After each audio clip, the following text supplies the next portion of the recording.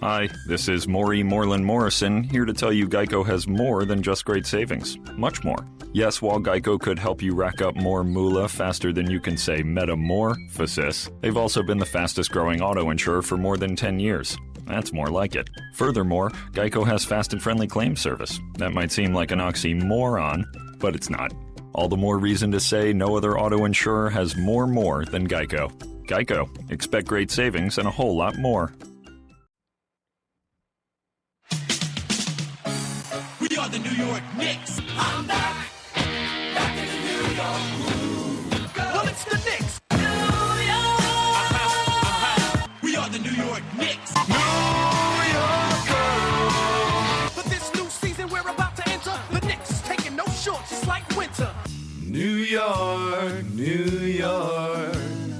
New York be about the Knicks, huh? But the best thing about New York City is K-N-I-C-K-S. Everybody say go New York, go New York, go! Hey everybody, it is the New York Knicks podcast, 301 episodes. It's like we recorded episode 300 a day ago. It does or 2 days feel ago. like that. Does feel like that. Jay, how you doing? I'm busy. I've been very busy. Busy like what? Busy with everything. I mean, I'm trying and going to work, I'm going to school, and then I'm trying to constantly look at all these basketball updates. Yeah. A lot of basketball updates. Suddenly the Knicks are interesting. I don't know if in a good way, but they're interesting. Yeah. How do you feel about charity, Jay? I am for it. Would you give do you want to start the music, Jay? We have a little PSA. Okay, here we go. Some music for your PSA. Yes. Jay, and could you make it louder so you can't hear me? How's that? Jay, there are people starving out there. People don't have food to eat. You can see their ribs. For the price of a cup of coffee a day, you can change all this. Will you change all this, Jay? How can I change all this? For just 70 cents a day, or maybe $1.50, or whatever the price of a cup of coffee is a day, depending on where you are, for the price of a cup of coffee a day, you can feed a Porzingis. Porzingis has no food. You could tell. You look at his frail body. You see the bones. It's like he's like a skeleton. Please feed a Porzingis. Don't let another European come here and have no upper body. Sponsored by the New York Knicks podcast. That was awesome. We are back. We have Porzingis. It's a reality. I didn't wake up and find out that it was all a dream. It's all a reality, and we have to. Did you read the post that Ian put on our website today? I did not catch this yet, but why don't you tell me what it said? You're gonna feel better about Porzingis after you read this. He wrote. He said that he was mad. Yeah. About Porzingis, and then he slept on it, and now he feels much better. So I pulled up. I don't know what the rest of the article said, but I pulled up. I figured we should look at this from. I'm feeling a little better about it, and I was reading the Draft Express. Whatchamacallit. I hadn't really looked at the Porzingis. I knew you were so high in Porzingis for so long. I never thought the Knicks would actually draft him, so I didn't really follow him as closely. But here's the. You want to read the scouting report and talk about him? Sure. Okay, Porzingis is a prototypical player in terms of the physical attributes and raw skill that scouts salivate over in their search for the next young European big man. Sounds pretty good. Mm-hmm. First, his attributes. He is tall, 7-footer, and very fluid athlete that runs the court very well, has a very nice first step, and is a decent leaper. He'll never be a power player in the paint, but his frame suggests that his bulk will be adequate for the power forward position in the future. You don't want to read Ian's... Well, just reread this one. Second, I'll read Ian's after. Second are his skills. What distinguishes him from most American prospects at his age is his complete outside game. He can handle the ball pretty well, has a great stroke from anywhere on the court, complete with a quick and high release point. He can catch and shoot or put the ball on the floor to beat any big man off the dribble, going aggressively to the rim to finish, or stop and pull up for a sweet jump shot. What sets him apart from other 7-footers is his coordination, his quickness to put the ball on the floor and drive to the basket.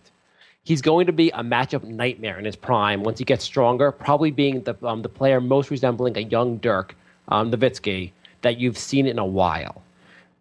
This season, he didn't have too many opportunities to demonstrate his skills, but he showed great flashes when given a chance while playing against the best competition you will find outside the NBA. How does that sound? Sounds amazing. Are you excited about him? I'm super excited. NBA people will surely remember him from his. Well, they say he's very active on defense, being more effective than someone would expect against European small forwards thanks to his quick feet. He tries to do his best against big men, too, with the kind of players he will likely be matched up against in his future career.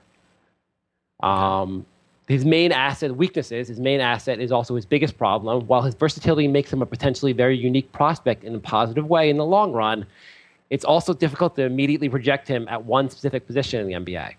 At some point, he will have to decide between the small forward and power forward positions, but he will have his weaknesses playing at both, especially on defense. Because he's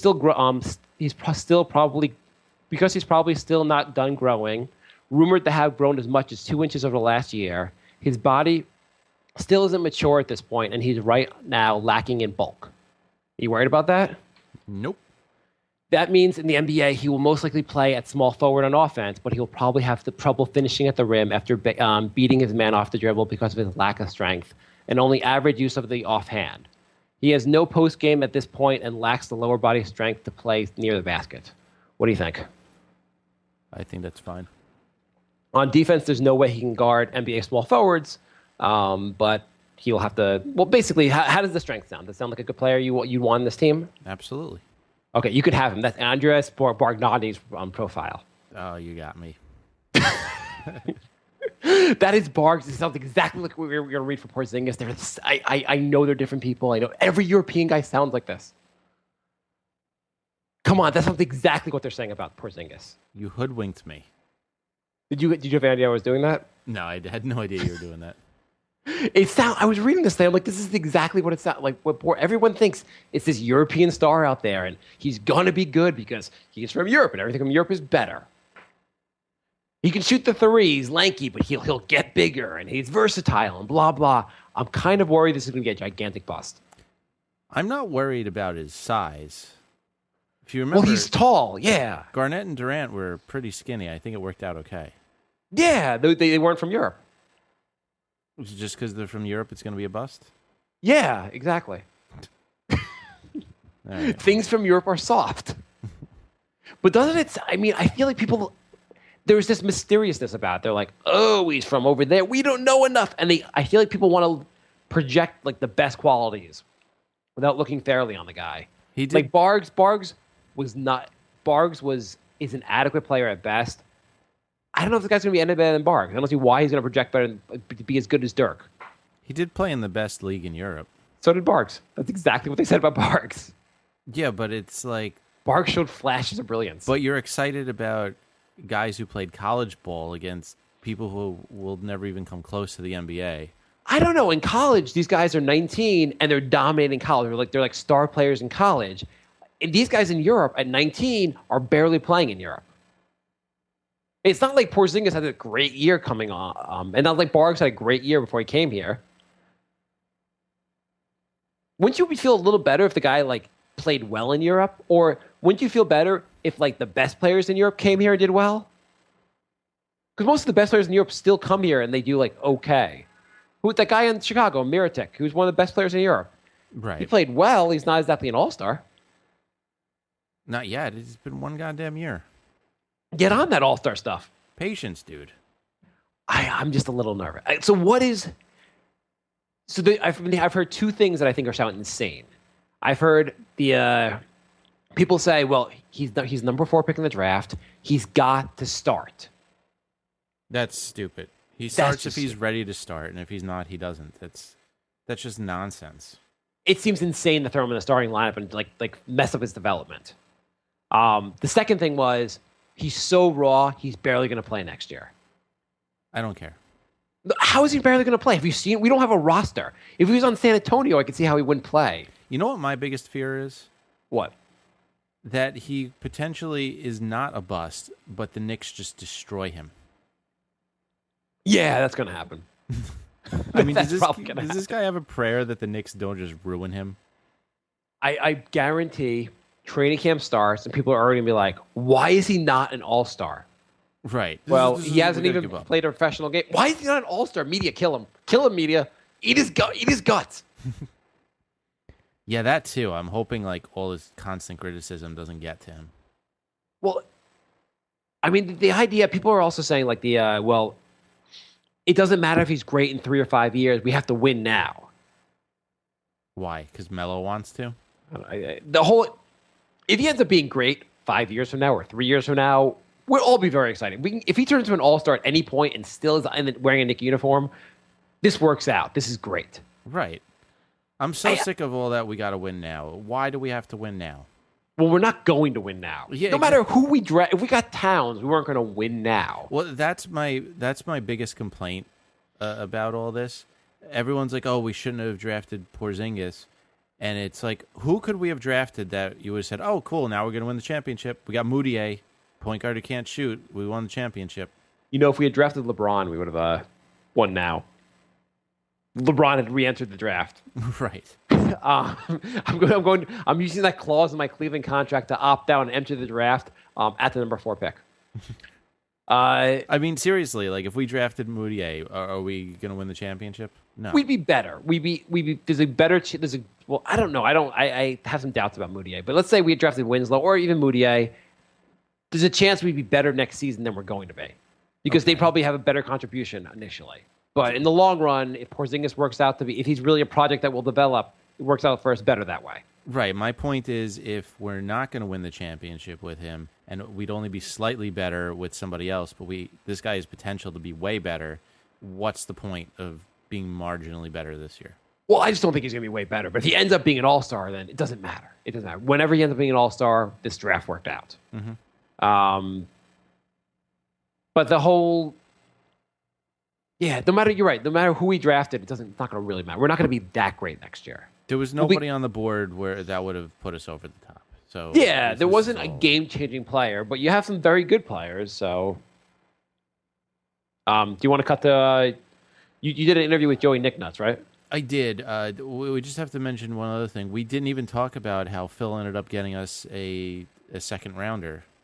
Oh yeah, we did the show before that. We didn't talk about that because when we last did the show, that had not actually happened yet. Right.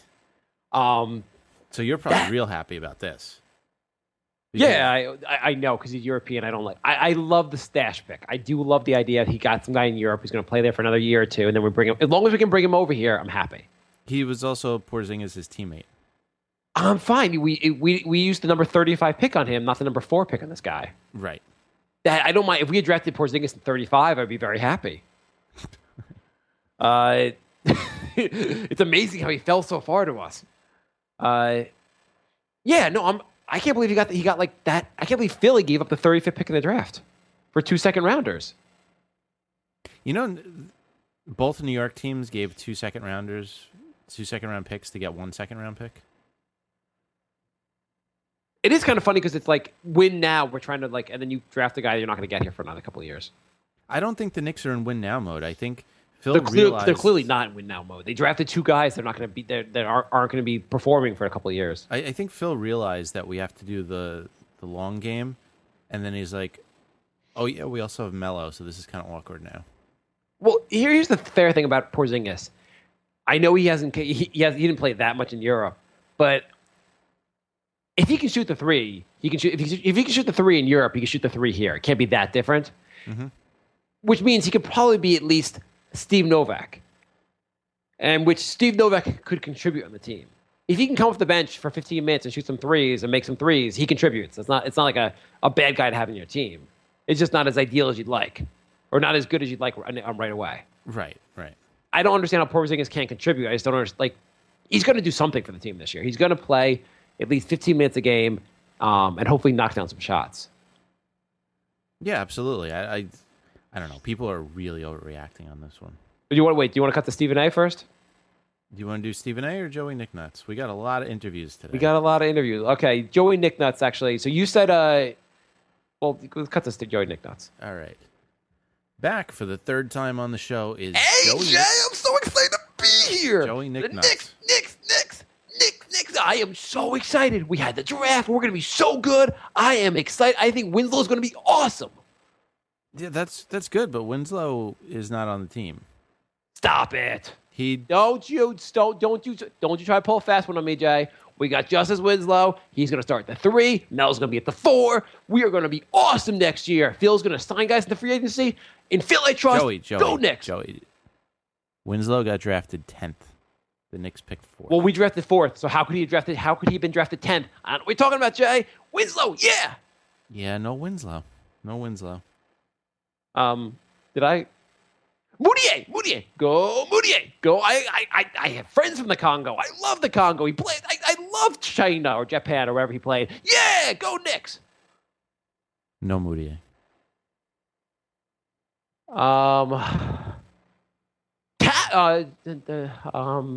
Coley Stein. Yeah, we're gonna get Coley Stein. We got a center. We finally got a center. Yes, he's gonna be as good as Patrick Ewing. We are going to the title this year. It's weird that you're the world's biggest Knicks fan and you didn't watch the draft. Did you just pass out from excitement? All I remember, I'm trying to remember what happened. All I remember is I saw the first pick, I saw the second pick, I thought we might get Okafor. Philly took Okafor. Then they were announcing the Knicks pick, and the next thing I knew, I woke up on the bathroom floor. My head was bleeding. I had a bad headache. I don't know what happened. So I saw somewhere. I had written Winslow. I got Winslow, a tattoo of Winslow on my arm. So I kind of just sketched it in with a knife. What? We drafted Porzingis. Oh, I thought you were going to say we didn't get Winslow. I'm glad we got Winslow. Porzingis. Cauley Stein. I'm glad we got Cauley Stein. I'm so happy we got Cauley Stein. Kristaps Porzingis. I'm sorry, the connection's really bad. I can't. Stanley Johnson. I'm fine with Stanley Johnson. It's a bit of a reach at the 4, but I'm fine with that. I think you're just ignoring the words that are coming out of my mouth. I don't. Frank Kaminsky. Fine, we got Frank the Tank. I'll root for Frank the Tank. He's a good passer. He's good at the triangle. I gotta go, Jay. Bye.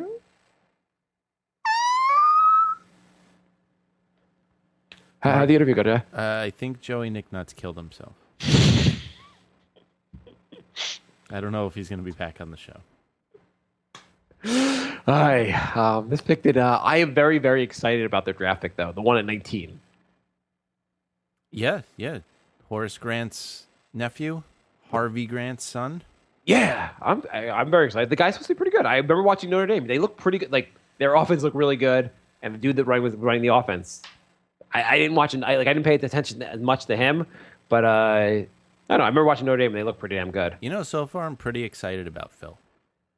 In Phil, we trust, I guess. He turned what? One draft pick into 5. He turned Timmy Hart one draft pick into 5. Yeah, didn't we have none last year and he got 2? Oh yeah, now we have 3 this year. So Tim Hardaway got turned into a first round pick. That's Tyson hilarious. Chandler got turned into garbage. Shumpert got turned into garbage. J.R. Smith got turned into already was garbage.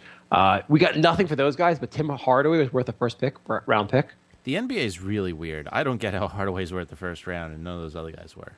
I mean, maybe Atlanta will use him better, and they can figure out like use him better, and like they're only having him play offense, or maybe they think they can teach defense to him. I just don't think Timmy Hardaway's he's good. You know what? Their offense wasn't great, so maybe they just need a guy to jack up shots, and they don't realize that he misses most of those. Well, I guess he's considered a guy that the thing is, we always want more from the players than they are. All Timmy Hardaway is a guy that can come off the bench for like 15 minutes a game, jack up some shots. If he's making them, he'll play longer and like get hot and stay on the court. But if he misses them, you pull him off the court.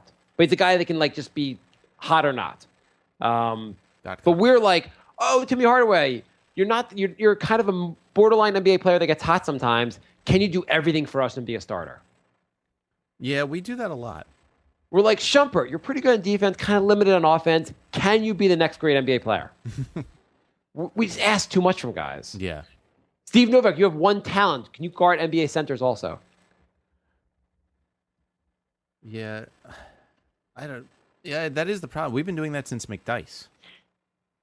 Well, McDice, we actually thought he was going to be pretty good.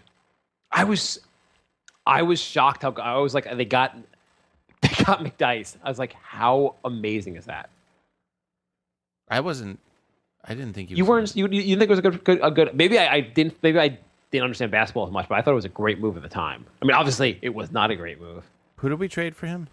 Nene? I forget who else. Yeah, I remember. I remember thinking, "Oh, that's kind of cool," but then I was like, Was that the same? Is that the same year we got Allen Houston? Am I thinking the same year? No, I don't think that. I'm not sure. Oh, whatever. We should Oh know no, this. that's. We're only a Knicks podcast. Oh yeah. No, I'm the. What else happened that summer though? Wasn't just like another big move? Houston obviously was before then. Oh, whatever. Yeah. I thought McDice was a big move. Good move.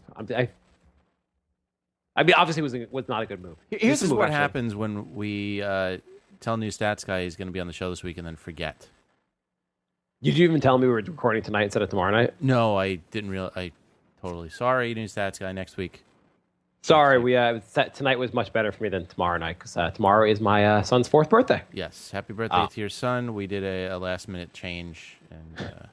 Happy birthday to my son. We dicked over stats guy. Sorry. Hey, I have a question for you. Roy Hibbert. Hibbert's going to he's going to opt into his contract, or he already has. And the Pacers don't want to pay him $15 million. He's a rim protector. They want to get rid of his $15 million. We could probably get him for very little. Would you do it? You get him on a 1-year deal. If he ends up you can turn him around and make him good. You can always obviously extend him or try to re-sign him. But I don't want anything to do with Hibbert. I don't think it'd be a bad move. We need defense. You realize Hibbert's not good. He's not. He's a good defender though. Great. He protects the rim. We have no one else that protects the rim. Is Porzingis going to protect the rim? I feel like Hibbert. You know when Porzingis stands sideways, he's invisible. Do you know Porzingis has to run around the shower to get wet?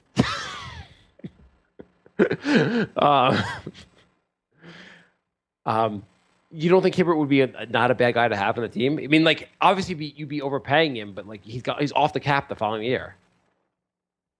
I think he's going to be a complete. I think he's going to start getting injury prone. Who are we going to get? Are we going to get I don't think. I know we're bringing in DeAndre Jordan for a workout, but come on, he's not going to sign with us. No, he's not coming here. So who are we going to get as our center? I mean, we get Robin Lopez, which I actually wouldn't mind. Yeah, Robin Lopez would be fine. He's not really an NBA caliber starting center. We're not. If we bring back Cole, I'll be upset. Or Cole could be our backup. I don't know. Cole's not a. If Bargs is our starting center, I'll lose my mind. No, I don't think Barks is going to be on the team. He better not be on this team. Could we have as part of drafting Porzingis, we send Bargs to play for Latvia? Barks has got to. He's got to be on there. So let's move forward. Stephen A. He had some comments, and I think we should talk about him. Yeah, let's do that. All right, Stephen A. Smith, first time on the show. Thanks for joining us. Wait, we have actual audio of that, right? Yes. You do have audio of this, Jay. No, I don't. Can you send that to me? That's the one. I knew I forgot something. Oh my god! I guess you're not kidding. No, this isn't a bit. I forgot what this. I forgot what this segment was. Oh, you got the other part? Yeah, I got the other part. Okay, hang on. This is riveting. This is the part that normal podcasts would cut out of the show, but we leave. You're not going to cut that. You're not going to cut this out. I leave it in just for you listeners. This is how much. This is the level of incompetence. No, not that Jay knows how to do everything. I don't know how to do anything. So it's this is as competent as we get. I knew everything was running a little too smoothly. Too smoothly. Okay. You sent it. Good. All right. Okay. Stephen A. It's like you weren't. It's like you're really not actually on the show. Right. No, we're just playing a Stephen A. Interview. So. No, we're not. We're doing an interview with him. Okay. Don't lie to everyone. Stephen A. Smith joins us now. Stephen A. Smith, Doesn't even sound like you, Jay. to explain to me what in the good name of Frederick Weiss Phil Jackson did tonight. Well, first of all, it beats me. Let me be very, very clear. I'm very confused at this pick simply because when I think about Phil Jackson, he made promises that he's simply not keeping. And if I seem a bit agitated, yes, it would happen to be because I'm on vacation and I came off vacation just to talk about this subject. Pause this. I'm completely Stephen A. Steve, what are you doing to Carmelo right now? I know Carmelo's in the room with you. What do you go on? Look at this kid, Porzingis. Let me be very, very clear about this kid, Porzingis, okay? How are you talking and doing that at the same time? He knows how to spread the floor. He's 7'1". He's 220. Stephen A, that's disgusting, Stephen. Do not do that to Carmelo while you're talking from the perimeter. He's got tremendous. Stephen A can multitask. I can't believe he can do that to Carmelo and talk. That is amazing. This is a talented guy. If I'm getting $100 million I'm getting $25 million a year. You know what I don't do? Talk badly about my employer or disagree openly with what his moves. I don't care if you think Porzingis is the next Hitler. You don't announce that through Stephen A. Smith to the public. Right. Also, you don't make it awkward for everyone on your team for the coming year. You know what you do, actually? You give them a call. Yeah. Neither of these guys got a call. Him and Grant, neither of them got calls in the first day. Since we only have one other guy on the team named that's Carmelo. Melo should immediately call these guys and go, "Welcome to the team. I'm so excited to have you on this team. It's not like I wanted Winslow or anyone else. I'm glad to have you. Porzingis, whatever.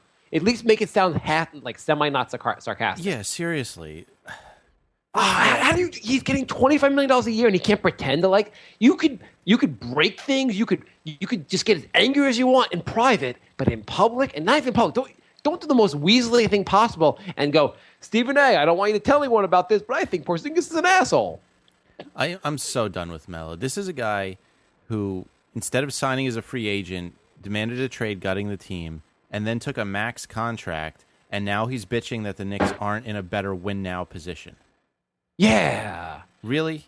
Maybe we're not in a better wins now position because you took half of last season off with an injury. Maybe that's why we're not in a better role. Or maybe because you decided to take a salary that is 40% of our entire salary cap. Or maybe because every time you're on the court, you take 50% of the time off not playing defense. Any one of those things. Every other player in the NBA who's considered a great player in the NBA plays defense. You should try it sometimes. Maybe you should give back half the money. Be like, I only deserve 12.5 because, the other 12.5, I don't really earn. I mean, just pretend to be happy about Porzingis. It's not like if you complain about it, Phil is going to be like, "I'll go back in my time machine and make this better." You don't have the right. LeBron James has the right to pretend to be GM of Cleveland or force them to make moves because LeBron's the one that is probably the best player in the NBA. It's not. He is the best player in the NBA. Melo, you may not even be top 10. Get better before you're going to start demanding things. I'm so mad at Melo. I can't believe he's pulling this crap already. I mean, this is absurd. I don't care what Phil told you. Phil said you're gonna come here and we're gonna win. He didn't say there's no way we're gonna win it next year anyhow. It's gonna be a few years before we actually have a shot of really winning. So maybe Phil thinks this guy Porzingis is gonna contribute faster than you think. Yeah, I hope this causes a big rift and they're forced to trade Melo, and then we could do a rebuild the right way. Do you think we can trade him right now? Who's taking him? LA. I don't think so. The problem is, if not for the injury, I think you could trade him. But with the injury, who's going to take him? On that kind of money coming off a major injury. What if they think he's healthy and Kobe's like, "I'm not spending the last year of my career on a terrible team. I want a super team, so get LaMarcus Aldridge and Melo here."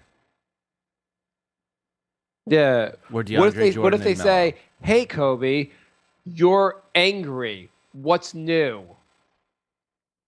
He's always upset. Did you hear about? By the way, they drafted I think it's Larry Nance Jr. who called Kobe a rapist a couple years ago. Yeah. Now he's on the Lakers. Oops. It's always awkward when you have to play with that alleged rapist that you called out.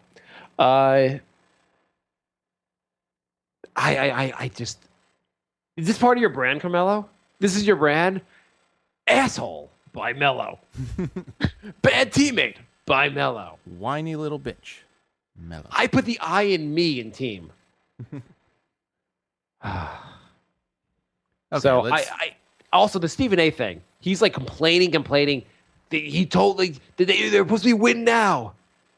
Listen, maybe win now is not going to happen. Maybe you're going to think a little more long term. Deal with it. Yeah, God forbid this team actually builds like a real actual team for once. Yeah, I mean, I think it's going to be a bust when Porzingis sucks, but like at least like you're trying. Yeah, I mean, we tried to win now for the last 15 years, or have you not been watching that? I just still think I think of the players, I think Winslow and Cauley-Stein will be better NBA players than Porzingis, and that's why we'll be. That's why I'm annoyed about this. It's not the I don't mind that the Porzingis is going to take 3 years to realize his potential as a super bust. Well, we'll find out. At least we'll never have to talk about Frederick Weiss anymore because we'll have Porzingis. Let's see what else we got. Go to the New York Knicks podcast.com. Ian is still writing articles like a madman, so he put one up today. There's a lot of content on the site from the last 2 weeks. Yeah. So check that out. And let's see. Mark is moving soon, which means he'll have a better internet connection so we could start doing live shows. Yes, I will be moving at the end of July to the suburbs. I will still be able to do the show. Maybe once in a blue moon, I'll actually come to Jay's place and do it in person, but I will still be able to do the show, and the internet will be a lot better on my end, so the shows will sound better. And, so because we tried to do live shows before, and we couldn't really do it because Mark's internet is basically enough just for audio Skype. Reason or other, I'm in Manhattan, and some reason Manhattan, the internet sucks here. Right. So what we're going to try and do is get Ustream Pro so we can both be on webcam at once.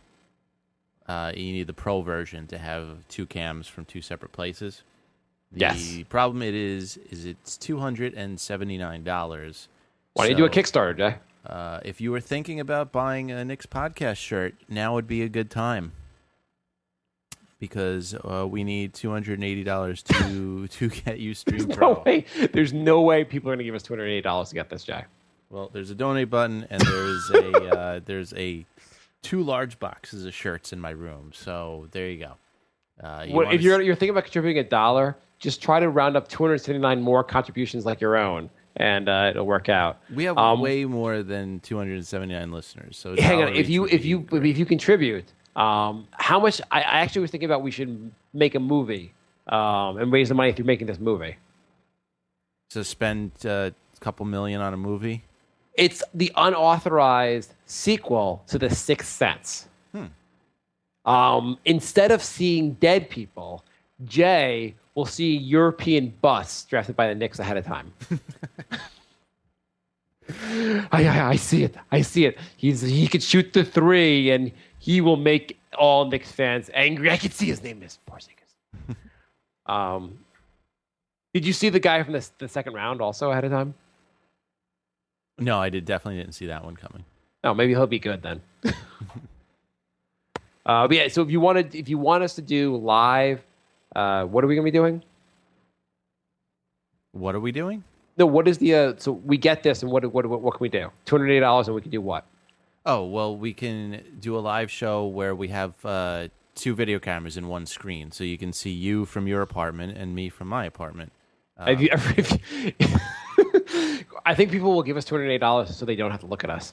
Well, I mean, because people were saying when we tried to do a live show before, it's just me, and it's really weird. Because when you're talking, it's just looking at me, like, not saying anything, and it's really... creepy. Good. Yeah, it's kind of creepy. So, Mark, keep talking a little longer. I like when Jay doesn't talk. Oh yeah. So if you like looking at our faces or want to look at our faces more, or if you just money. want us to start doing live shows. Yes, we'll start doing more live shows. You can call in, interact with us more on the air. You not just submit a Facebook question, but you could interact with us live in the show. Oh, yeah, I didn't even mention that. That's the other option. Anybody else with a Skype webcam can also get in on that and join the conversation. So you could look at the people calling. Right. Okay, so let's move on. I feel like at some point we'll have to give over They're like, the police will be like, we need episode 337. One of your callers is what we call a suspect. Okay, so we have a lot of questions. Why don't we go to our questions before the show goes forever? All right, let's start with Twitter at NY Knicks Podcast. Kayor writes... Oh, leave us a review in iTunes. We have not been getting those lately, and we're unhappy. We need more. When we were getting them, we went into the top 20 in sports podcasts, but now we slip back down. We're like the Walking Dead, and the reviews are our brains we need to eat. Go on. Kayor writes, who starts for us? Who starts as point guard for us? Shved, Calderon, or Grant? Also, is Jerian Grant related to Alan Grant from Jurassic Park? Well, I don't think Shved was going to be our point guard. Right, I think he's going to be a shooting guard. Yeah, he seems like more shooting guard. I kind of was hoping off the bench. Calderon, Grant, or Galloway. Yeah. I say Calderon probably starts. It's still Calderon until he gets injured. Or just still he sucks. I see the chance Galloway taking his spot not that far. Or actually Grant taking his spot not that far. I guess we'll see how they are. I kind of like, I like Galloway. I like having one guard that plays defense out there. Yeah. So whether you put Grant and Galloway out there or I don't know. But yeah, I see Grant having a pretty good chance of becoming a starter pretty fast if he plays well. They might even do a Calderon-Grant lineup for a while. Yeah, I can see that too. There's so many combinations of mediocre players you can put out there. Trent wants us to talk about the little boy during draft night. Did you see that? He was taking a selfie while pretending to cry. No, I didn't see this. Yeah, it went viral. It was funny, but like, I don't think an 8-year-old really knows what the hell's going on with the draft. I feel like when things go viral, I don't know about them. Like things go viral, they're like, "Have you seen this video?" Like 300 million people have seen it, and I'm like, I have no idea what you're talking about. Yeah, you're really behind on all this stuff. All social media, I don't even know when the stuff's going happening, and like, there are things people talk about. Oh yeah, that was huge last year, and I'm like, what? This is my first time I've ever seen it. Oh, I asked this on Facebook and Twitter, but JR let his contract expire, so he's now a free agent. So my question was, do you think that's a calculated move, or was he just baked and forgot? Oh, I thought he opted in. He didn't opt. He opted out. He didn't do anything, which automatically made it opt out. Oh well, it's probably high. Do you think there's a chance he's on Cleveland next year? I do, but I think he thinks he's going to get a huge raise, and I think nobody's going to offer him anything, and Cleveland's like, ha, now we're paying you $5. Or maybe he just says like this, I'll get a long-term deal for more money overall. That's what he thinks, but I don't think that's going to be what happens. I think LeBron just talks to people and goes, you're not going to opt in. Well, no, LeBron, I think you're not going to opt in. Here's what you're going to do. We're going to pay you $4 million a year for 3 years. This is what you're going to... Fine, LeBron. I think LeBron just tells him what to do. I think that's what he does. He just tells his teammates. He's like, Wade, you're going to get screwed. Okay. Greg messaged Porzingis and said, how about granting the Knicks podcast an exclusive interview? They're down on you since day one. No, Jay's up on you. Yeah, I think... Oh, does he mean down on you in a good way? I think so, but I don't think Porzingis is going to take it that way. I think he's going to think that we were not excited about him since day one. Oh, you know what? Actually, the difference is that we asked for an interview, and so did the New York Times. So he might go to New York Times instead. No, I'm going to blame it all on Greg's. Greg, way to screw this up for us. He also writes, Mark, what were your hopes? Were your hopes also up for 5 minutes that we could possibly get Okafor? Yes and no. Well, I have very mixed emotion about Okafor. I think he's going to be a great offensive player. At the same time, I think his defense is going to be pretty lackluster at best, and I don't see how he plays very well with Melo. Mm-hmm. So, but I kind of thought we were getting Okafor. I was really shocked that Philly took him because I don't know what the hell Philly's doing. Nobody does. I mean, isn't there I guess there must not be Philly fans left because no one's even acting outraged in Philly. He also writes, when second overall pick was announced and you were Okafor, how would you feel? Because that meant you knew you were going to Philly, that's not got LA. to be an awful feeling. Yeah. I mean, you think you're a lock to go to LA. So That's quite the booby prize. Yeah. Yeah, that's got to suck. You go from like stardom to like Philly's like Frankenstein project they're building there. Yeah. Yeah, probably huge disappointment. Oh man! I guess the first thing your first thought in your head is, let's see, 1,258 days to free agency. Steven writes, could we get a new Brink of Sanity this weekend? Sorry, Steven, that'll be next weekend. For those of you who don't know, our comedy podcast is The Brink of Sanity. That's on iTunes as well. Yes, there's been a lot going on in Knicks world. Plus, with my son's birthday coming up, it's kind of hard to fit that one in. Right. Okay. 2 emails, nyknickspodcast@gmail.com. Let's see. Lorenzo writes, sorry for the length of this email, but I think there are some good ideas here. # humble brag. Idea number 1, is there any way we can contribute to the show like a donation? I swear that I did not write this.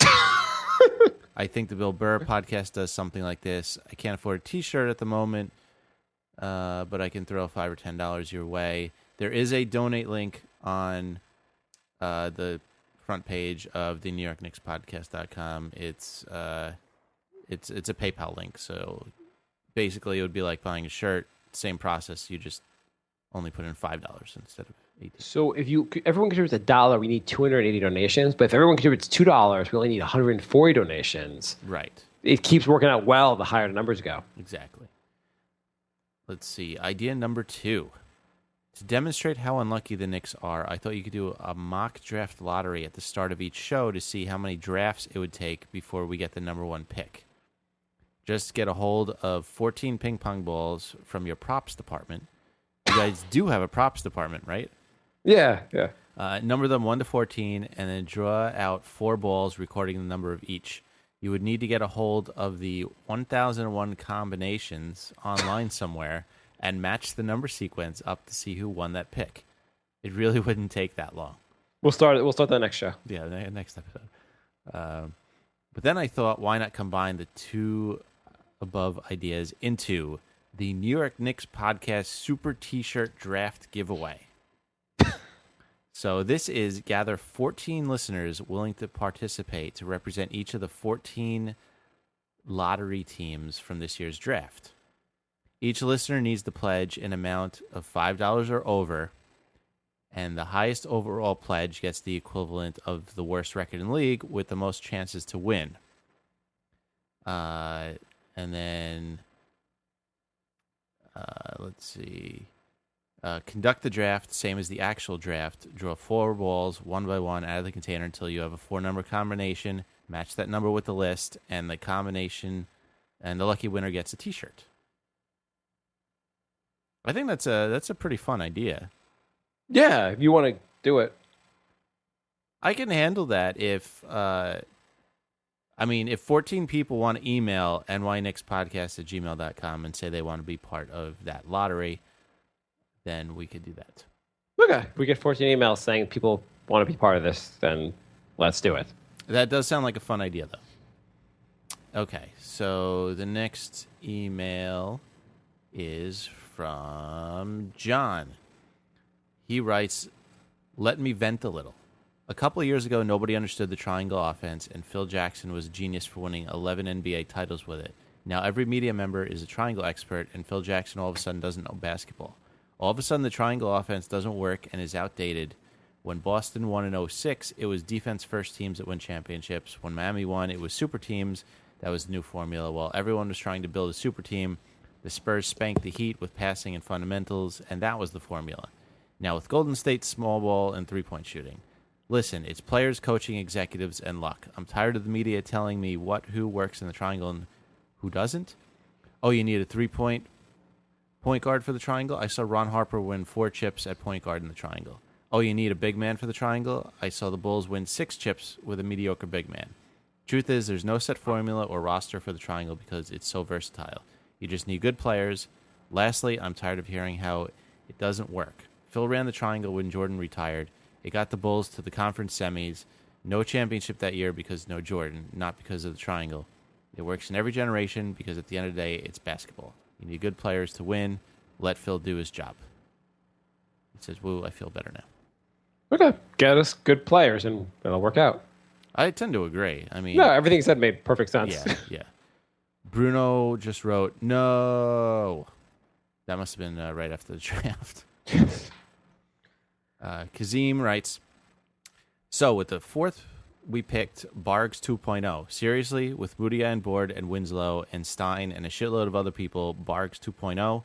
WTF, and now history is going to repeat itself once again, and 5 years from now, everybody else is going to be an all-star, while we're still going to be sitting here with Barks 2.0 going, damn it. I just wanted to add more fuel to the fire just in case Mark wasn't angry enough after seeing what Phil picked, and this podcast wasn't angry enough. Oh, and I also saw that David West wants to come to the Knicks and left $12 million on the table from Indiana. Knicks are going to overpay him a shitload, and he's 34. I'm so mad right now. Ugh. I was supposed to go see Ted 2, but the Knicks effed up my night. Anyways, how are you guys feeling about this abomination of a draft night and just mindfuckery? Please do share your thoughts and don't hold anything back. Sorry about the angry email. Yeah. I hate the fact that people are like, oh, how could you compare this guy to Bargs? It's the exact same scouting report. I understand they're not the exact same person, they're from different countries, but it's the exact same scouting report. It's the exact same amount of hype. It is a very, very similar scouting report. And we already have Bargs, and it's not working out very well. I like the draft overall. I like the fact that, I guess it could be a home run pick. It won't be, but and I like the fact that we got a 19 and got the 35 pick. So at least that makes that if they didn't get the other two picks, or at least they didn't get the guy at 19, I think people would have set fire to Madison Square Garden. Peter writes, I was wondering what you think of Jerian Grant. I watched a few Notre Dame games this year, and he looks like a real talent. And if we're being honest, he can't be much more worse than Hardaway. Considering what we gave up for him, I really like the move. What do you think? Yeah, I think he's better than Hardaway. There you go. It's an improvement. Yeah, it was definitely an upgrade. I don't know if he's going to really be a starter right away. He's not going to be a starter right away. I don't know if he's going to be a starter, but he's going to contribute. He has a better chance of contributing than Hardaway does. What do you think of David West, getting David West? I've always been a David West fan. I like it. I mean, I wouldn't mind having him on the team. I hope we don't overpay him, but I definitely would not mind having him on the team. I know he's old, 34. I think it's funny that we were complaining at how old the Knicks were getting, but the Knicks won 54 games. Then we started getting younger, and we started losing again. Right. And then we started losing. We were like, where's all the old guys? We want the old guys back. I think West is a solid player. He plays defense. I get there's a problem as far as what the starting lineup's going to look like, but I wouldn't mind getting him. Yeah. I like him better than Greg Monroe, even though Greg Monroe's 25. Yeah, exactly. You could put West at the power forward, and well, I guess I kind of want Melo to play power, whatever. I mean, I guess in the triangle, no one has the position anyhow. Yeah, that's true. So whatever. Frankie sent us a list of free agents coming up. Okay. Do you want to go through them real quick? Sure. LeBron, we're not getting. We can move on. Yeah, he's going to opt out. Kawhi Leonard, we're not getting. Marcus Gasol, we're not getting. I would think. I like the moves that Memphis has been making. It seems like we're not getting Marcus Gasol. Why are we been humoring this? LaMarcus Aldridge, not getting, right? We're not getting. I don't think Aldridge makes so much sense anyhow. No, it doesn't. Kevin Love. This is the first one I could see us actually getting. We're not getting Kevin Love, and I don't think he makes. We're not getting Kevin Love either. I don't think. And I don't want Kevin Love. His defense was. LeBron couldn't even get him to play defense. So what are we going to do? Remember when he tried to cover Tyson Chandler, who averaged like 10 points a game, and he scored about 28 points? And they asked him what happened after the game, and he said Kevin Love can't cover anybody. Yeah, this is ridiculous. Kevin Love, I do not want on this team. Draymond Green's restricted. There's no way Golden State lets him go, right? Probably not. So if someone maxes him, which someone will, Golden State's going to match that, and they're going to have three max players. Going with Curry. They're eventually going to have Curry, Whenever his contract's up, they're going to have to max him. You're going to have to max Klay Thompson. They're basically going to give Draymond Green David Lee's money.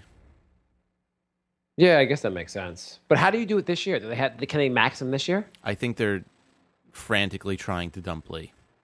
Actually, they announced that they are. I get that. And someone should take David Lee. Especially, you have him a 1-year deal, right? Yeah, 1-year deal, and I guarantee they'll throw in a first rounder just to take Lee's contract.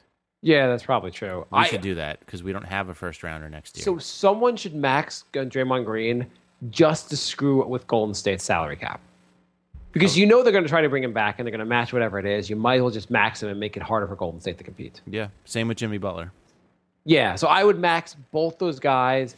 A, if you get them, great, you're overpaying them a little bit, well, whatever. B, if the other team matches, screw them. DeAndre Jordan, he's not coming, right? Would you max him?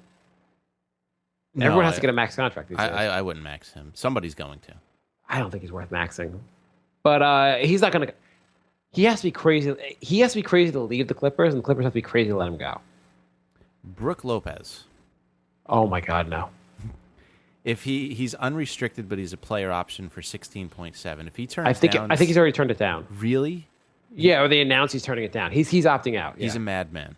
Oh, my God. Well, no, because he thinks he's getting more money. He played like 70 games last year. Like, no joke, he was healthy most of the year. Wow. I didn't realize that. And the year before, he played like 10 games. So you might as well try to get your max money now instead of when next year when you're coming off playing 5 games. Yep. Tim Duncan staying with the Spurs. Wade, I could see. You don't think we have a shot at Tim Duncan? Really? I'm amazed how good he was last year at 39. Yeah. Wade is Wade. I bet Jay he goes to Cleveland. Jay would actually commit suicide. Yeah, I bet he goes to Cleveland. He might go to Lakers. Yeah. Let's see. Brandon Knight. Yeah, you're right. He's going to probably go to Cleveland. He's going to be like LeBron. Thank you. Miami sucks. I hate living in Miami. This is much better living in Cleveland, asshole. Yeah. Brandon Knight. He's restricted, and considering they're trying to move Bledsoe, I'm assuming they're going to match. Yeah, I assume they're going to match. And I wouldn't give him a max contract anyhow, but he's a good player. Dragic, I heard Miami's going to offer him a max.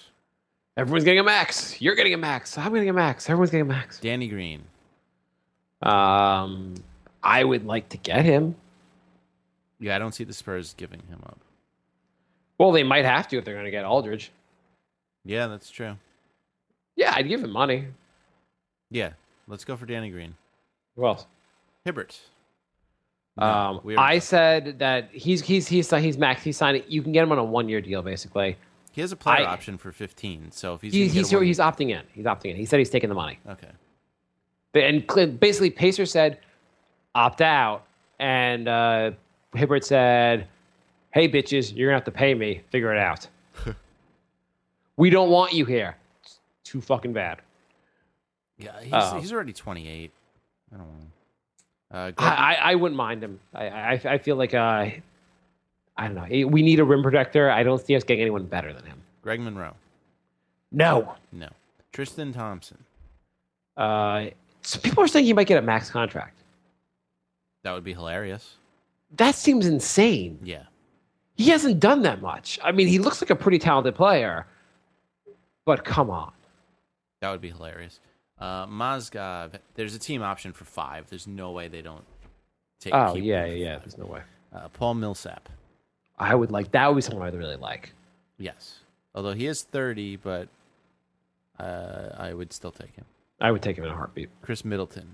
I would consider it a very successful offseason if we get Millsap. Milton, I'd like. He's pretty. He can guard. He's good on defense. Yeah. Let's see, Robin Lopez. Yeah, he'd be nice. He'd be a nice center to get. Here's a guy I want, DeMar Carroll. How long is this list? Is it every free agent possible? Yeah, we gotta move on. It goes. I just like why you we're spending too much time on this. Is there anyone else worth mentioning on this list? I mean, I'm sure there's a lot of other players, but is there 80 guys? We don't discuss all 80 guys. There's 179. Okay. I know you're joking at this point, but no, I'm not. Why were you even going through this list then? Because I did not know it was 179. Oh, you couldn't count? You look at a list of 179 players and you're like, I don't know. Is that 5 players? I didn't. Your scroll to your, the your bottom. ability to like do math right away is really bad. How much prep do you want me to do for these shows while you dick around and just come on and be like, Jay, the show's ready, right? I don't understand. Like, is it like a? Are you doing clicking over? Like, are you on Bleacher Report? We have to click to the next guy. Jay, here's a list of stuff I want for you to show. Also, pre-screen all the emails and do research on everything. I did give Jay a list of things for the show today. Andrew writes, Jay, I'll save you the time and not ask a question about the Knicks that 100 other people probably ask, but rather this. I am getting married in 2 months in Port Jefferson, Long Island. I noticed that you are from I'm moving to Port Washington. There we go. I noticed that you are from Port Jefferson. I don't know. Are you from Port Jefferson? I grew up in Port Jefferson. Ah. I don't know how he noticed that. And was wondering. I noticed that when I looked through your tax information. I was wondering, what are some fun activities to do around town the night before the wedding with our guests? I hope you read this on the show.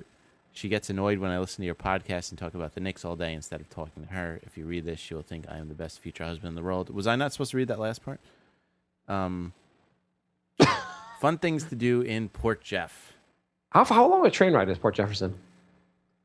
I usually take the Ronkonkoma line, which is like an hour and 10 minutes, and then drive the rest of the way, which is like a 20-minute ride. Because if you take the Port Jefferson line, it's almost a 2-hour train ride. Jesus. Yeah, it's like this really old train that goes super slow. Oh. Port Washington's like a 35-minute express train. Yeah. That's a lot closer. There is not a whole lot to do in Port Jeff. There is the local Cineplex where you could see Jurassic Park. There's a place in Port Jeff called Tara's, and the burgers are $1, and they're good burgers. And then there's a couple bars down there. You can go to... Jay, will you meet them down, entertain them for the weekend? Show them around? Why don't you show them around? In 2 months? If I'm around, maybe I'll make an appearance. Remind him, and he'll be there. There's a place called the Graceful Rose, which has good food. There is a bar called Tommy's, which is all right. And that's pretty much about it. There's not a lot down there. You can take the ferry back and forth to Bridgeport. That's exciting, because Bridgeport has... a lot of crime. So that's why I go right back to Port Jeff. Just turn right back around. It looks really nice. Here's my jewelry. I'll see you guys later. All right. Lorenzo writes, I think I have porzingitis. Porzingitis, noun, a disease caused by the anticipation of how well a tall, skinny white man will be able to throw an orange sphere through a hoop, characterized by crying, cursing, and throwing items at the TV. Porzingitis. He also writes, you know those weirdos who have dreams and then proceed to interpret what they mean? Well, it's your lucky day, as I will proceed to do the same thing with 3 events that occurred to me around the NBA draft, only I will interpret what they mean for the upcoming season. Event 1. The draft was on Friday, Australian time. I thought it was on Thursday, Australian time, so I ended up wearing my lucky Knicks socks to work on Thursday for no reason. Interpretation. The Knicks will reach the Eastern Conference Finals. Not unrealistic given the crappy East where they will face the Cavs. The Cavs will actually mix up the dates of the games, so the Knicks will win the series by default. He wrote probability 5%. Event 2. I got laid on draft day for the first time in about 6 months. The drought was mostly baby-related. I'm sure Mark can relate. The Knicks will trade for Glenn Davis, who will then proceed to miss game-winning buzzer beaters for the next 20 games of the season, giving the Knicks their own baby-related 0-20 drought. But then things will turn around, and the Knicks will metaphorically F everyone in their path, finishing the season 62-20. Probability 5%. And okay. Event 3. The draft began 9:30 a.m. Australian time. I stupidly scheduled an auditor to come sit with me at my desk at 10 a.m. right as the Knicks were making their pick, so I missed the next hour of the draft, which I was following on Twitter. P.S. Hope my boss doesn't hear this. Interpretation. The NBA will be audited. More specifically, every draft since 1984 will be revealed that every number 1 pick should have gone to New York. We will be awarded the number 1 pick automatically for the next 20 years. Probability 15%. You guys More likely, they'll review it and they'll award Patrick Ewing to some other team, and we'll lose all those victories. All right, that is it for emails. Do you want to go to the Facebook questions, or do you want to talk about your school project? Or do we have time for that? We could do the school project real quick because we are an hour into the show already. Oh, okay. So I have to do a 8-minute solo presentation. I get really nervous during presentations, and I don't like it. Jay has what they call anxiety. If you listen to Brink of Sanity, you know that Jay's got problems. I'm a goddamn mess. So what the assignment is I have to do a speech on a leader and talk about their leadership skills. So my idea to make myself less nervous was to do a funny presentation, and I wanted to make the leader James Dolan and then basically do a really sarcastic presentation where I'm just talking about Dolan's leadership skills. But so give us an sarcastic. example. I want to try to help Jay with this presentation. So my idea was I would talk about thinking outside the box. And so for thinking outside the box, I would say most NBA owners would build through the draft and not make intelligent free agent signings, blah, blah, blah. But James Dolan thinks outside the box. So what he did is he started a band, paid the Eagles to open for them, and then wrote a song called Fix the Knicks. So he thinks outside the box. Most owners will try to fill the seats in the arena by winning games. James Dolan thinks outside the box and says, all we need is big-name players, and it doesn't matter if we actually win games. Mm-hmm. Yep, that's good too. Okay, what's the next leadership skill we have to address? Let's see. There's riding dead horses, holding on to conventional wisdom. Let's do one at a time. Riding dead horses. Which is holding on to conventional wisdom. Conventional wisdom says that this bit would have been funnier, but it's not that funny.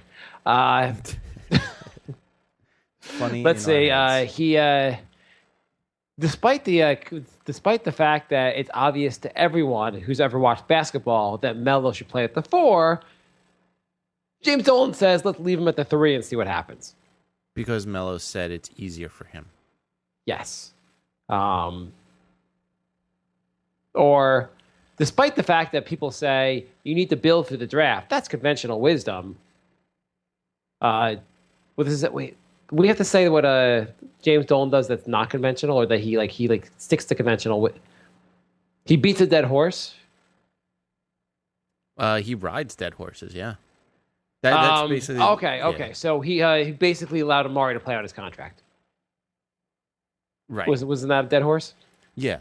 Conventional wisdom would say having your 2 highest paid players should play the different positions. James Dolan says it doesn't matter if they play the same position as long as they both have averaged 20 points a game independently. That would be a good one for challenging assumptions. Challenging assumptions. The assumption would be that to win, you need to draft really well. James Dolan says to win, you need to make sure you give your draft picks away. All of them, yes. All of them. I don't know how well this is going to work out for you, Jay. I don't know. Go on. What's the next one? It's provoking conflict as a leadership competency. Okay, this is a good one. So most people would say if one of the executives in an organization had been involved in a major sexual harassment dispute, say, or case, they would then hire that person to run the female portion of their organization. Mm-hmm. Hey, I mean, I know Isaiah may not have the best history with women, but now he's in charge of them. Let's see how that goes. Let's see. Raising questions. It also includes breaking the ice. I don't know about that one. Breaking the ice. Okay, this bit's getting. I'm gonna have to put more thought. Okay, let's go to Facebook questions. Yeah. I don't know. You might want to think about this before you do it in class. Tuca writes, "What do you think about Westchester Knicks? Can we find good players from their roster for next season?" Let's look at our roster for a second. So, what's our roster going to look like next year? You have Melo, obviously. You have Calderon. That's 2 players. You got Porzingis. We got Grant. So we got 4 guys. You got Galloway under contract. That's 5. We're assuming we're going to get Chavez's going to come back. That's 6. And early. That's 7. Do you think we're going to have Tonka Kanaka on the team? Yeah. Okay, that's 8 players. Plus, you got to assume we're bringing at least 2 guys through free agency or 3 guys through free agency. Well, we're gonna have to. We're only up to 8. So that's 11 guys. I'm going to there. go out on a limb and say, since you have to have 13 guys, we're going to have 5 guys from free agency. Well, do you think who else is coming back? Maybe Amundsen? Maybe. The Larkin probably not coming back. No, they seem like they staled on Cole Aldridge. I hope He couldn't get playing time on a team that was horrendous. Yeah, I hope they don't want Barks back. I hope they. Oh, it sounded like they wanted Jason Smith back, but now they got Porzingis. You would kind of think they wouldn't need Jason Smith back. I don't know. Not that they do the same thing, but I would think you would just give Porzingis Jason Smith's minutes. Smith doesn't do a lot. No, he doesn't. So yeah, that we needed 5 guys. So we could take 2 or 3 from Chavez better come back. Yeah, he better come back. So anyhow, from Westchester, to answer your question, that hopefully we'll find a player or 2 from Westchester because we need them. Yeah. So we're gonna have that guy in Paris from last year and this other guy in Europe from this year. We can we have some assets abroad. Mm-hmm. Not that they're coming here or anything, but for the future. All right. Oh, by the way, we didn't. I don't think we mentioned last show, but we both we saw an article saying that apparently, what's his name? The center, the guy on Cleveland. What's it? Mozgov? Mozgov, yeah. Apparently, Mozgov was he was a necessary part of the Carmelo deal. The Denver was not going to do the trade unless Mozgov was included. Right. Yeah, I read that as well. That was interesting. I did not realize they were pushing that hard for him. We had always assumed it was kind of like, okay, we'll give you Mozgov. It was just like we were throwing him in and we didn't even care. Mm-hmm. But apparently they were pushing for him, and maybe we didn't want to put him in at first. We still could have just signed him through free agency, but apparently it was a bigger part of the deal than we realized. That makes me feel a little better, but not much because I still hate that trade. Yeah. But yeah, hopefully at least we can find one guy from Westchester. That'd be nice. I mean, we look at last year. We found Galloway, who seems like a pretty decent player. Yeah. So hopefully they can build up another good roster there. Grant writes, this question's for Jay. Since you wanted Porzingis and he was chosen by the Knicks in the draft, do you consider yourself psychic? And can you use your psychic powers to help the Knicks? Hasn't Jay already helped the Knicks by getting them to draft Porzingis? Yeah, I think I'm putting my powers to good use.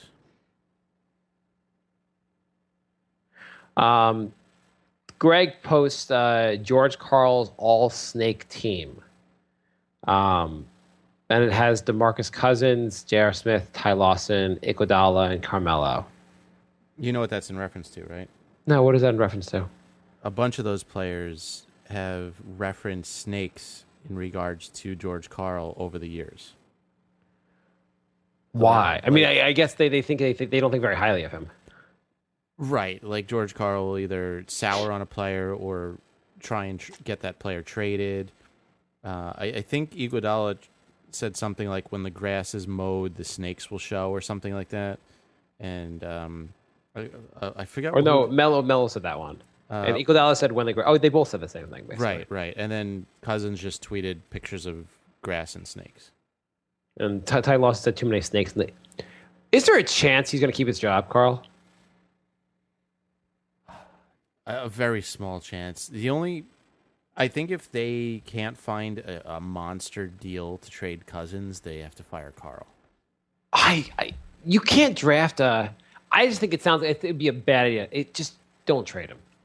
If you're Sack, like I you wouldn't suck trade for a him, while. but This is your best Sacramento chance. Cousins is getting as Cousins is coming to his own, and you just got Cauley Stein, which should be a really nice pairing. I wouldn't trade him, but Sacramento is so unpredictable. I don't know. Who else do they have on that roster? That's good. Do you want to say Rudy Gay is good? Not really, but yeah. Okay. Yeah, no, I mean, I guess it's pretty good. I mean, I think Cauley Stein's a huge addition. I think they were one of the better, I think they got one of the better deals in the draft. They have. Well, we'll see how that foot goes. Yes, if the foot is a huge issue, then that would be that would. They have Ben McLemore. It's not bad. And Sauce Castillo. Sauce, who I didn't realize. So Greg also writes. Apparently, Greg doesn't ask questions. He posts pictures with questions. Thoughts. David West likely to sign with the Knicks. Free agent David West. Yeah. So we already talked about David West. Yep. Both of us don't think he'd be a bad addition at all. Patrick writes. Does Jay feel any level of guilt knowing that his jokes in the previous episodes about drafting Porzingis probably turned it into reality because Dolan is just trolling him? Oh, I wasn't joking. I was serious about Porzingis. If you've been listening, Jay's been high on Porzingis for some God knows I don't know why. You've been talking about him for a while. Yes, it's like February. No, I cannot believe you nailed this. This is unbelievable. I also am just shocked Philly didn't take him. I mean, he seemed like a perfect fit for Philly. Yeah. I bet you know what probably swung it is that Okafor probably said, "There's no way in God's green earth I'm going to play for Philly next year," and Philly said, "Perfect." Exactly. You're a man. Ali says, "So Melo is super pissed and rightfully so. To be bold, if Melo is gonna be pout and be bitch about this, he knew exactly what he was doing. You are getting played max, and now you gonna bitch about it? I would be, yeah. No, you're going to drop your trade clause. I'm going to call LA and be like, here's Melo. He's on the plane already over there. And give me Russell and first-round picks and call it a good day." If we could get Russell and Parker for Melo, that would be the greatest thing ever. Yeah, LA's not going to do that. Probably At not. most, you get one of those guys. I really just want them to be stupid. Come on, make it happen. I think you have a better chance of getting Parker. Which I'd be fine with. Yeah.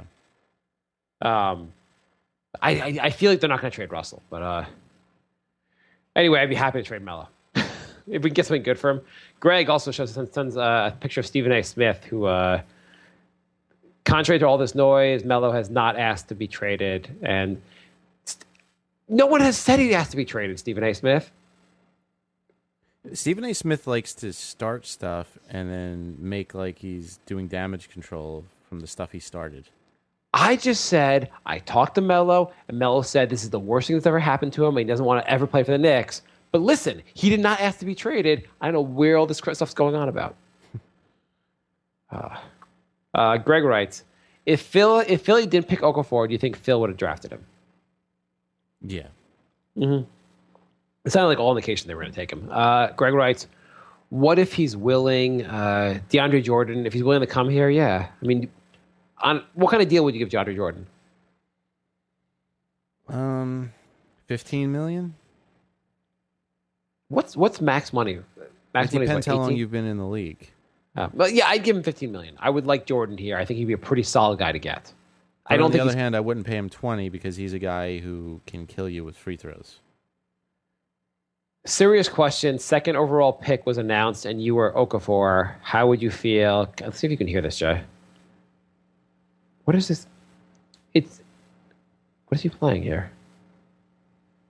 I don't know. It's a picture of whatever. It's a picture of some girl he posted. I thought there was a video, but whatever. We already went over how Okafor felt. Mark, Greg writes, Mark, was this your reaction? Do you want to play that video? I don't think you can hear it on my end. The guy complaining? Oh, yeah. Let me go to that. Can you hear it? No. Did you hear that? No, okay, no, you want to play it? Yeah, I'm going to pull it up. That was pretty funny. Yeah. So this is a reaction of a guy who was watching the draft and was not very happy about it. I'm pulling it up. We have a million questions. Getting to it. Okay, well, next question from Greg was, if Melo demanded to trade because of Porzingis draft, would you be happy? I'd be happy if they said Melo demands a trade, and here's one they've already worked out. That sounds pretty good. Here we go. They drafted who? Who the fuck is this? This cocksucker might not even have a fucking green card. Get the fuck out of here, you motherfucker! Who the fuck is this kid? Well, I'm pretty certain he doesn't have a green card. That I'm positive about. He probably is here on a visa. Right. And it would be great if the Knicks couldn't get him the player because they couldn't work out the visa issue.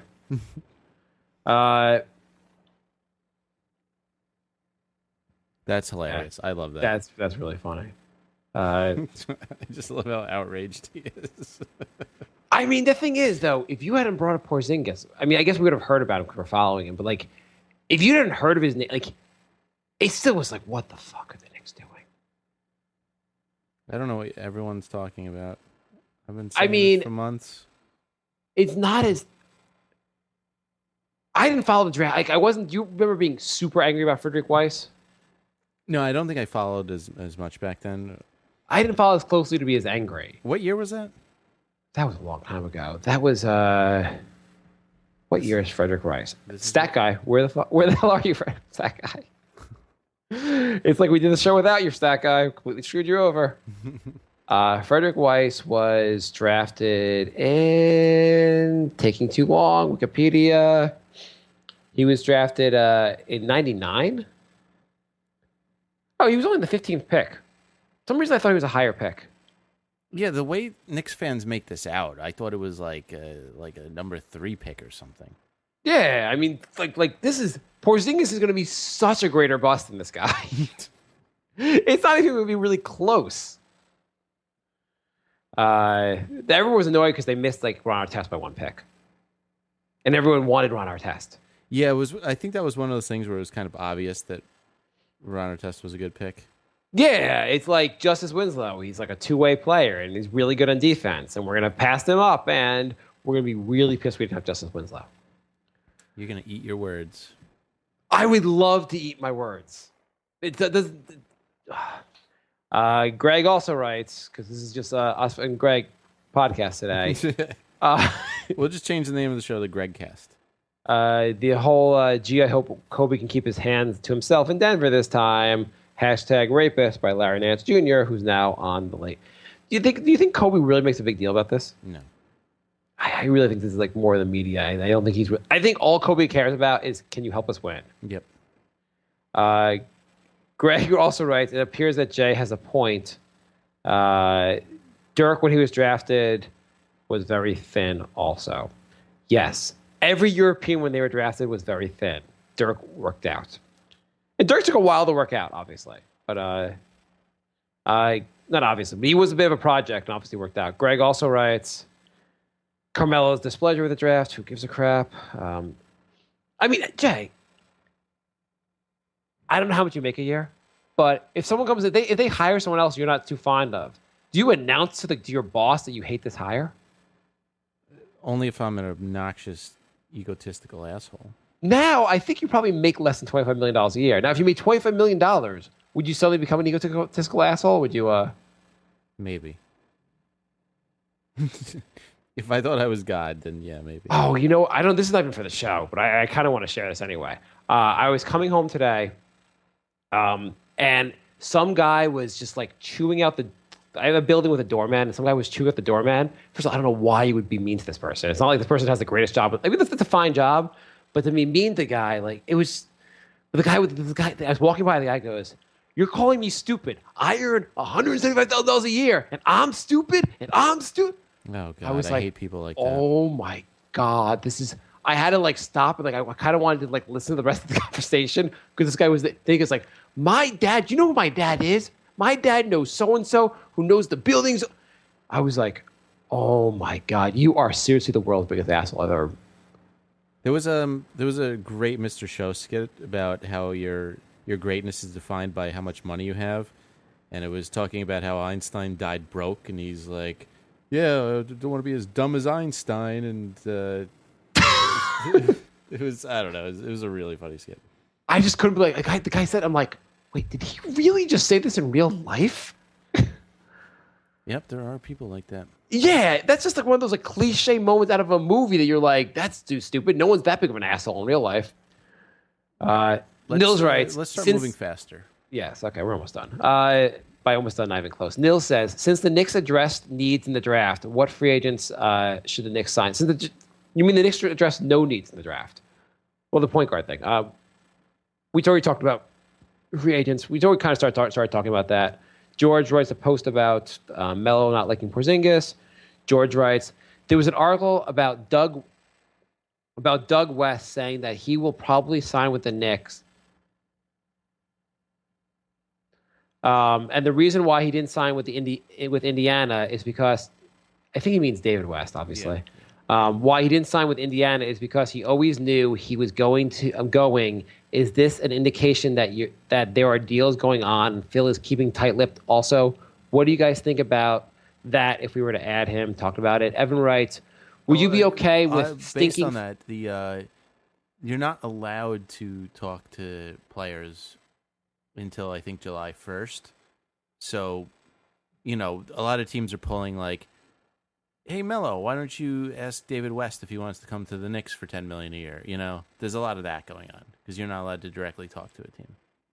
Right. They all do all these. They have all these things that are like back channel, like. Yeah.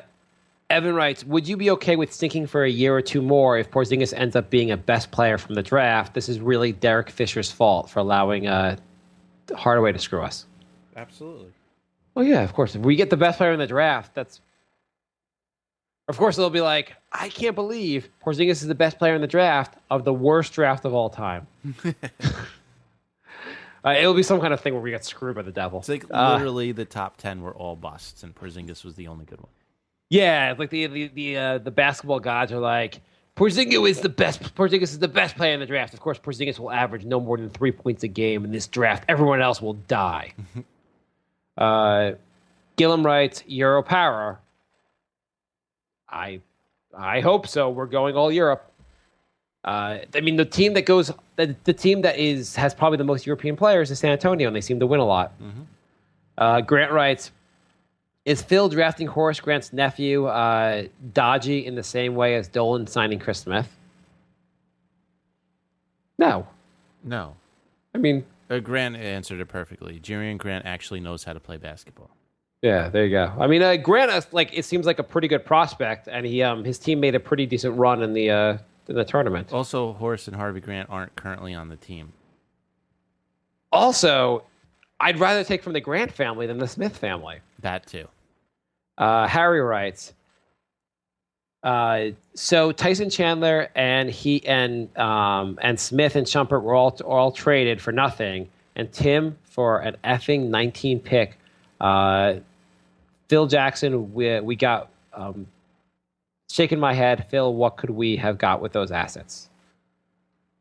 I think Phil got what he could have gotten. I think he could have traded Shump the year before for something. He could have gotten more for Tyson Chandler. Chandler, he probably could have got more. I don't think he could have got more for JR. I think we're agreed. We couldn't get more for JR. Harry writes, how happy are Tim Hardaway? The bum is gone-y. Yeah. How happy are you that Tim Hardaway's gone? Yes, very happy. Very. Harry also writes, Mark, apparently this is all you have to do is identify. Okay, the order of everything, it's just so, hang on. I know. I don't understand that one. Mark caused apparently all you have to do is identity as Mark, LOL. Harry also writes, wow, please check out Jerry and Grant YouTube clip since that is all Jay goes by. This kid's good. Kind of scary potential. He looks good. Yeah. Harry, I'm excited about him. Harry also writes, I'm way more excited. Harry apparently stealing Grant's role. I am way more excited with Jerry and Grant than Porzingis. This kid almost beat Kentucky this season and had a crazy game against Duke. I totally agree. I know you're more excited about Porzingis, but I'm more excited about Grant.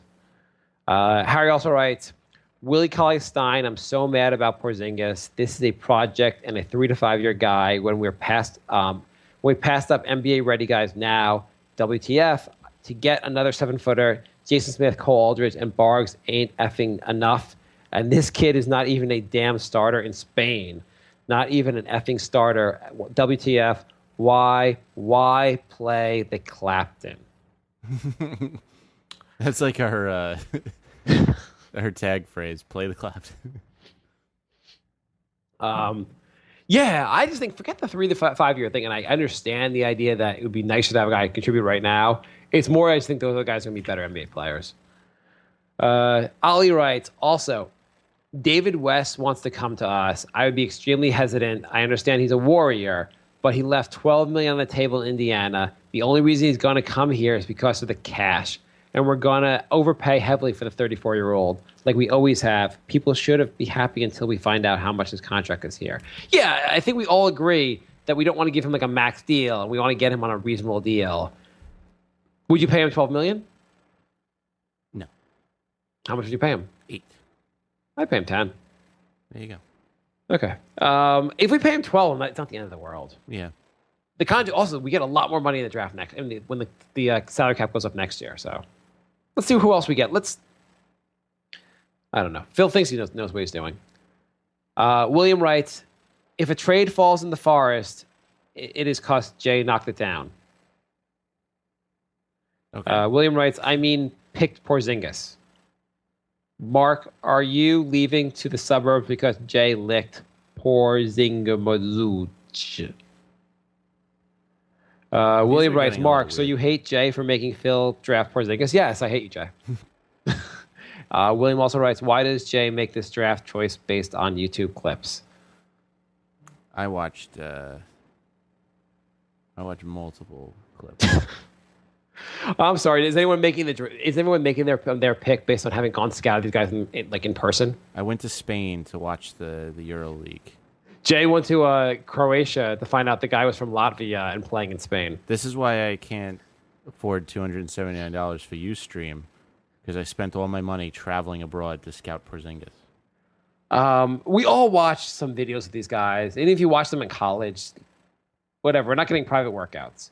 Ali writes, hold me, guys. I need a hug and therapy for consistent mind effery that this team. You guys should start a therapeutic Knicks support group. It's called the Knicks podcast page. For all us heartbroken and sad fans, it would help. Go to the Facebook group. We have a Facebook group. That's what our Facebook group is. Ali writes, seriously though, now history is going to repeat itself, and everybody we passed on and got picked before us is going to be an all-star, while we're stuck going, he's white and 7 foot and averaging 10 and 5, and yay, still furious to pick. Like last night, I could probably have hit Phil Jackson on the street with my car, and if he got me 2 Knicks fans on the jury, not do a day in jail. So effing ridiculous. When this misery will end, guys, when I will experience what Golden State experiences, or the Spurs experience, or the Lakers, or what every other effing team will experience before us. They drafted who? Who the fuck is this? This cocksucker might not even have a fucking green card. Get the fuck out of here, you motherfucker. Who the fuck is this kid? Okay, so what I really want is that when Porzingis averages 10 and 5, shoots like 45% or 43%, like he's like basically when he's a decent player but not a great player, people not being like, oh, well, you know what? It still worked out because we got a pretty good player and he's a contributor. This draft pick only works out if this guy's an all-star. Right, but on the other hand, if like Moutier is a complete bust, then it's like, well, we still got the better player. So is it based on how bad the other guys are and how good Porzingis is? How good does Porzingis have to be for you to say this was a good draft pick? Nothing great, but a good draft pick. Well, I think that's what you have to do it in comparison with everyone else as well. Like, well, what if Moutier is terrible, but Cauley-Stein is a stud? I think Moutier and Cauley-Stein would both have to be bad for you to say. Here's the thing. picks 5 through 10, at least one of those guys is going to be a pretty good player. Right. It's pretty much guaranteed that one of those guys is going to be a That's pretty the good thing. player. You can't I don't know. You can't. I think it really is a matter of how good Porzingis is, because you can't just say, "Hey, he had a lot of potential, and we took a chance and it didn't work out." You don't take a chance at number 4. You try to get the player that's really good. I don't. I Think get anybody it. was I get if it was given. just like that Moutier was the only guy they could have taken, but they were seriously talking about Winslow. There was talk about Cauley Stein. There was talk about Frank Kaminsky, but I don't think anybody was a given. I don't think. no one was. I agree, no one was a given, but like in the sense of if it was Towns and Okafor, and Towns ends up being a pretty good player, but Okafor's a complete bust, you could say, well, at least we got the better player, and it was like these are the only 2 guys you really could have taken. Mm-hmm. One of these guys that we could have taken is going to be pretty good. Yeah. All right. Let's. So how good does Porzingis have to be? That's the real question. Just forgetting the other players, how good does Porzingis have to be for you to be like, I'm glad we made this pick? A solid starter. What's he got to put up? 15 and 7. Okay. And when? 2 years. So 2 full. It's like in his 3rd year or in his 2nd year? Let's say. I'm going to hold you to this shit, Jay. 3rd year. Okay. 3rd year, 15 and 7, I mean, and he'll does still shoot a only good be- percentage. He'll still only be 21. Whatever. He's got to be a good shooter. Let's say, Okay. From 3-point land, like 36% or more, hovering around. And at least 45% from 2. Yeah, yeah. Okay. And like somewhere at least 80% from the free throw line. Serviceable D, not an embarrassment. Yeah, yeah. Okay. Ollie writes, wow. Just wow. Porzingis. Another Euro. When will we ever learn? I think Phil was back there popping bottles with big booty hose, twerking the wagon, going up down on the pole and smoking them Cubans while popping a Molly and hey, sweating, tossing salad, i.e. LOL. Sorry, Mark, it just makes me laugh when you try to speak Ebonics, LOL. So basically, Porzingis is a success if he turns out to be Gallinari. Yeah. Whatever. He's got to be better than Gallinari for this to be a success. You could have traded the pick to get Gallinari back and gotten Denver's pick. That is true. Daryl writes, I think it is obvious Phil had a plan around Melo when he started. This year, when it all unraveled, do you think he saw the writing on the wall and has shifted focus to rebuild? This week obviously upset Melo, but Phil is paid to ensure sustained success over time, not just Melo round one playoff disappointment. Am I being too kind? I think you nailed it. I think Phil realized you can't. They're not going to win now, and you have to shift toward a rebuild. And we catered to Melo for the last 6 years, and it didn't work. And now he's being realistic. I mean, he's been brought here to win games over time, to make this team a good team over time. It doesn't matter about how we are next year. It matters basically, are we building towards something? Mm-hmm. How many wins do you think next year to be considered a success? Do we have to make the 8th seed? We have no draft pick, so it doesn't like being bad doesn't help us. Right. Yeah. I would say 8th seed. Okay. I mean, it's going to be I think the East is going to be even worse next year. So. Well, how's it going to get worse? Because I think some of the teams who made the playoffs are even worse this year. I mean, I think Chicago is going to be worse. I think Atlanta is going to be worse. I don't see anybody getting much better. Wizards probably be a little better. Wizards and I'd say Wizards, Bucks, and Celtics are a little better. But overall, it's going to be really bad. The Bucks is the only team that I see really making any kind of move. Mm-hmm. And Philly's going to be terrible. Yeah, absolutely. I mean, you have basically Embiid's probably not going to play. That guy up there, Sarik's not coming back over here, or whatever his name is. And you have Okafor pairing with William writes, last question is Tree. All right. Okay. And Landon sent us a picture of NBA 2K22, and Porzingis is on the cover. Sounds good to me. That would be quite a dream. Yeah. What did you learn today, Jay? I learned that even though we did a show 36 hours ago, we still did an hour and a half show. Yes. That's all I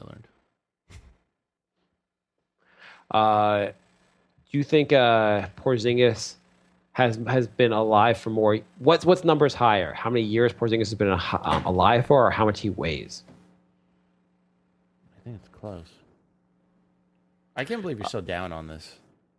I can't believe you're so... I know you're so up in this because you've been talking about this forever. Because you're like, I saw a YouTube clip and Phil saw the same clip, and that's why we're both high on him. Did you watch the part of the clip where they showed him on defense? Yeah, it was pretty good.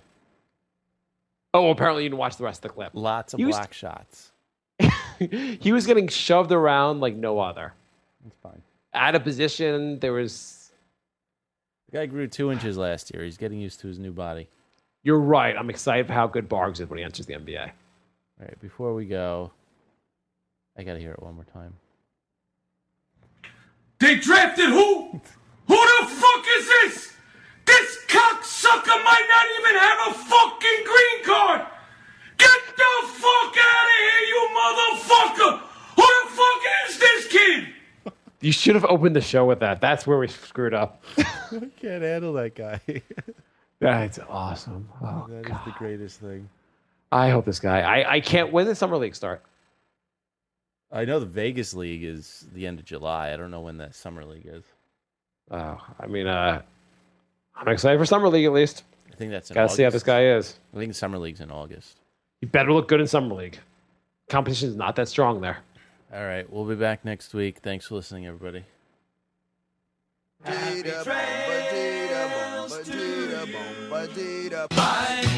love. Goodbye, everybody. Goodbye. It's all over. Goodbye. It's time to go. This is the end. Say goodbye. You better go away. I'm gonna leave you. It's the end. Goodbye. Goodbye. Just leave me alone. Feels so good to say goodbye. I'm sick and tired and I'm saying goodbye. Goodbye, girl. Goodbye, goodbye, goodbye. Everybody. There is more to me, Queen Eliara of Elfgard, than my elven magic. Just as there's more to Geico than saving you money, Geico also gives you 24/7 access to licensed agents online, on the phone, or on the Geico app. And while I am a mighty elf queen, I am also a mighty big fan of barbecue potato chips. Minions! More smoky mesquite. Geico. Expect great savings and a whole lot more.